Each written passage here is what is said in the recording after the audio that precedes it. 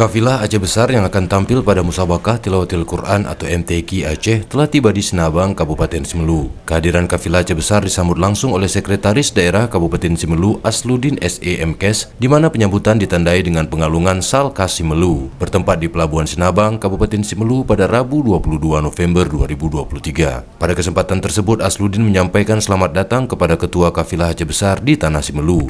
Semoga sukses dan mudah-mudahan Aceh Besar kembali keluar sebagai juara umum di MTQ ke-36 tingkat Provinsi Aceh tahun 2023 ini. Sementara itu, Ketua Kafilah Aceh Besar Farhan AP menyampaikan ucapan terima kasih kepada Pemkab Simelu atas sambutan kedatangan rombongan Aceh Besar. Farhan mengatakan dirinya beserta rombongan sangat senang karena mendapatkan sambutan baik oleh pemerintah daerah setempat. Farhan juga bersyukur karena para rombongan telah menginjakkan kaki di Kabupaten Simelu sebagai tuan rumah pelaksanaan MTQ ke-36 Provinsi Aceh tanpa kendala apapun.